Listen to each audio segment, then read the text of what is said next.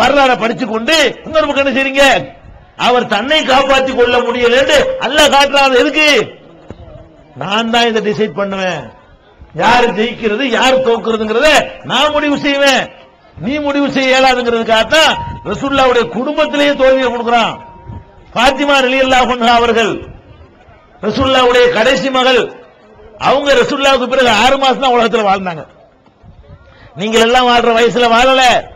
நபிகள் நாயகம் ஸல்லல்லாஹு அலைஹி வஸல்லம் மௌத்தா போய் 6வது மாசத்துல ஃபாத்திமா மௌத்தா போயிடுறாங்க. 20-22 வருஷம் வாழ்நாள் உலகத்துல.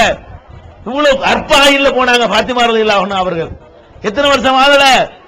நீங்க நீண்ட ஆயுள தாங்கன்னு ஃபாத்திமாவேன்னு பாட்டு படிக்கிறீங்களே, நீண்ட ஆயுளை கேட்கிற ஃபாத்திமா ரலியல்லாஹு அன்ஹா அவர்கள் இந்த உலகத்துல வாழ்ந்தது 20-22 வயசுல போயிட்டாங்க.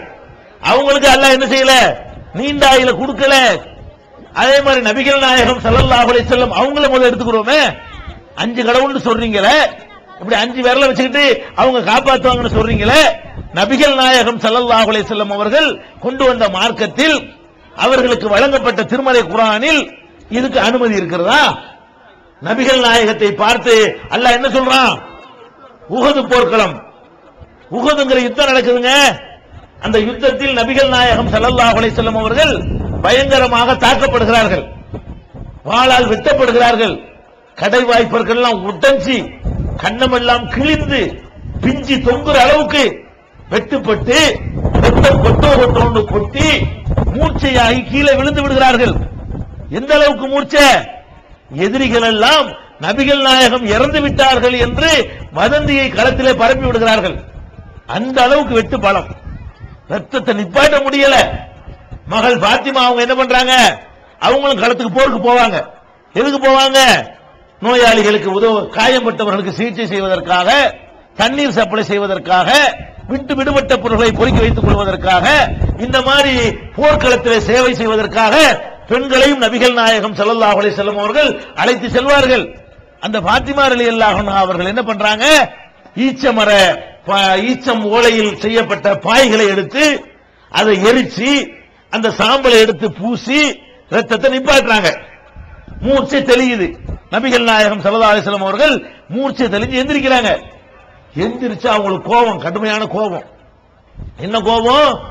நாம அல்லாஹ்வுடைய தூதர், அல்லாஹ்வுடைய தூதராக இருக்கிற ஒரு ஆளை என்னையவே இப்படி வெட்டிவிட்டாங்களே, இவங்க உருப்படுவாங்களா அப்படிங்கிற கைவை புலி கொண்டாங்க.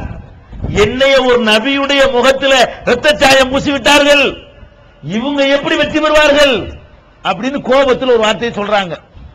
இது நீங்க நான் சொல்லக்கூடிய வார்த்தை தான். நம்மளை எவனாவது அடிச்சுட்டான்னு வைங்களேன், கோபத்தில் சாவ போடுவோம். என்ன அடிச்சிடலடா நீ நல்லா இருப்பே பாத்துறமோ. இது ஒரு பெரிய சீரியஸா திங்க் பண்ணி சொல்ற விஷயம் கிடையாது. அடி பலமா ஒன்னாலும் என்ன செய்வோம்? என்னையும் அடிச்சிட்டீங்கள, நீ நல்லா இருக்க பாத்துறேன், நீ வாழ்ந்துறியா பாத்துறேன், நீ உருப்படையா பாத்துறேன் அப்படிங்கிற மாதிரியான வார்த்தைகளை நீங்க நான்லாம் பயன்படுத்திடுவோம். ஆனால் நபிகள் நாயகம் ஸல்லல்லாஹு அலைஹி வஸல்லம் பயன்படுத்தினால் அதுக்கு அர்த்தம் வேறையா போயிடும். அவங்க பயன்படுத்துறாங்க, திட்டமிட்டு பயன்படுத்தல. கோபத்துல வேதனை தாங்க முடியாம எனக்கு ரத்த சாயம் பூசிட்டு நீ ஜெயிச்சிருவியா, எப்படி ஜெயிப்ப பாப்போம் என்று நபிகள் நாயகம் ஸல்லல்லாஹு அலைஹி வஸல்லம் அவர்கள் இந்த வார்த்தையை சொல்றாங்க. சொன்னது யாரு? அல்லாஹ்வுடைய தூதர் ரஹமத்துல் லில் ஆலமீன். சொன்னவன அல்லாஹ் என்ன பண்றான் தெரியுமா? நபிகள் நாயகம் படுற வேதனையை பார்க்க மாட்டேங்கிறான், அவங்க படுற கஷ்டத்தை பார்க்க மாட்டேங்கிறான், எதனால் இந்த வார்த்தை அவங்கள்ட்ட இருந்து வருதுன்னு பார்க்க மாட்டேங்கிறான். அவன் என்ன பண்றான்? இது தீர்மானிக்க நீ யாரு? அவனுக்கு அவனுடைய ரைட் மட்டும் தான் அல்லாஹ் ஞாபகம் வருது. அல்லாஹ் எப்பவும் எதை பார்ப்பான்? என்னுடைய கௌரவம், நான் தான். அதை போய் அடுத்த ஆளுக்கு பங்கு வைக்க போனீங்களா விட மாட்டேன். அல்லாஹ் கேட்கிறான், உடனே ஒரு வசனத்தை அருளுகிறான்.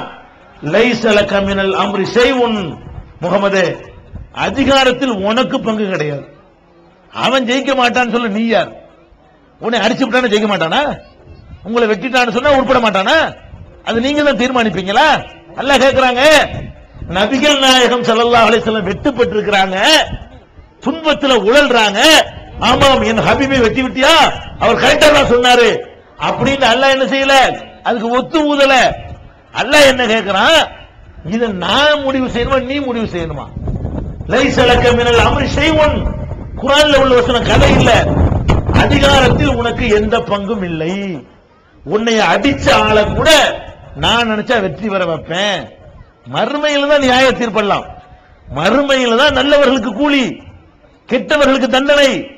இந்த உலகத்தில் நல்லவர்களை கூட நான் அடிக்க விடுவேன், கெட்டவன் கையை கூட ஓங்க விடுவேன், கெட்டவன் கூட ஜெயிப்பான் உலகத்தில், நல்லவன் கூட தோப்பான் சில நேரங்கள்ல.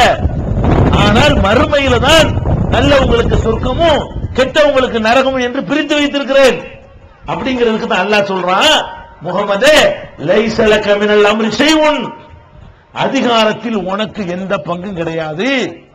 இந்த வார்த்தையை நீ சொல்லக்கூடாது, அவன் எப்படி உருப்படுவான் என்று நீ சொல்லக்கூடாதுங்கிறான்.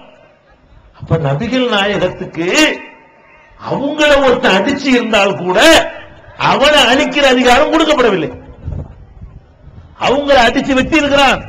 அப்படி வெட்டியவர்களுக்கு எதிராக சாபம் போடுகிற அதிகாரமோ, தன்னுடைய பலத்தை பயன்படுத்தி அவனை அழிக்கிற அதிகாரமோ நபிகள் நாயகம் ஸல்லல்லாஹு அலைஹி வஸல்லம் கொடுக்கல என்று சொன்னா நீங்க என்ன பண்றீங்க? ஹசனே ஹுசனே பாத்திமாவே அல்லாஹ் விடுவானா? அவங்க அவ்வளவு வேதனைப்படுற நேரத்தில் கூட தன்னுடைய இஸ்ஸத்து தான் அல்லாஹ்வுக்கு பெருசு. அல்லாஹ்வுக்கு அவனுடைய கண்ணியம், அவனுடைய பெருமை, அவனுடைய கௌரவம், அதுதான் அவனுக்கு எப்போதுமே தெரியுமே தவிர மற்றதை பத்தி அவனுக்கு எந்த கவலையும் கிடையாது. அதனால இந்த ஒரு வார்த்தையை சொல்கிறான். நபிகள் நாயகம் ஸல்லல்லாஹு அலைஹி வஸல்லம் அவர்களை உரைகளாக கொண்டு நிறைய சம்பவங்களை திருமறை குர்ஆன்ல நீங்கள் பார்க்கலாம்.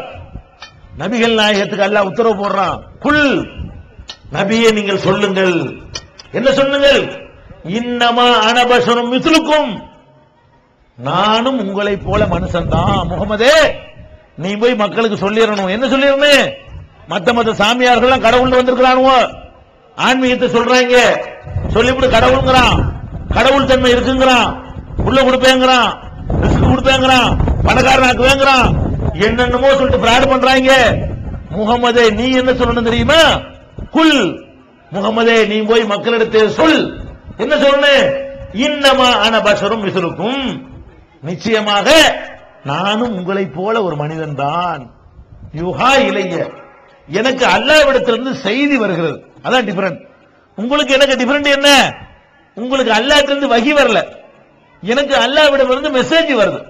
என்ன மெசேஜ் வருது? அன்னமா இலாஹுக்கும் இலாஹும் வாஹிதுன், உங்களுக்கு எனக்கு ஒரே ஒரு கடவுள் தான். இந்த மெசேஜ் எனக்கு வருதே தவிர மற்றபடி நீனு மனுஷன் தான் நானும் மனுஷன் தான், உன்னைய மாதிரி மனுஷன் தான் என்பதை முகமதே தெளிவா சொல்லி கொடு. இல்லாட்டி உன்னைய கடவுளாக்கி போடுவாங்க. நீ போய் என்ன பண்ணணும்? தெளிவா சொல்லணும், நானும் உன்னைய மாதிரி மனிதன் தான். இப்படி சொல்ல சொல்லி இருக்கிறான் அல்லாஹ். நீங்க எப்படி 5 கடவுளுங்கிறீங்க? ரசூலுல்லாஹ்வை கூப்பிடக்கூடாதுன்னா நீங்க எப்படி சாவுலமீன்னு கூப்பிடுறீங்க?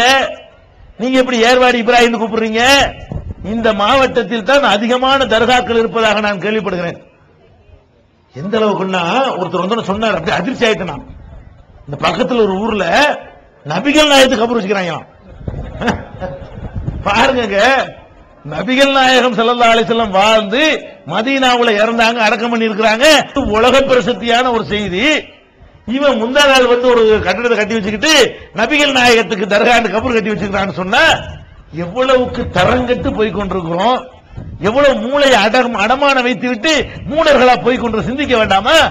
அப்ப நபிகள் நாயகம் ஸல்லல்லாஹு அலைஹி வஸல்லம் அவர்களை கூட நீங்கள் அழைப்பதற்கோ பிரார்த்திப்பதற்கோ உங்களுடைய கோரிக்கைகளை வைப்பதற்கோ உங்களுக்கு அனுமதி இல்லை.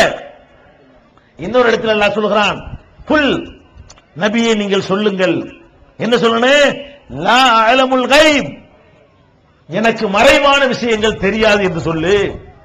முகமதே நீ அல்லாஹ்வுடைய தூதர்ங்கற, பின்னாடி கிறுக்கணும்லாம்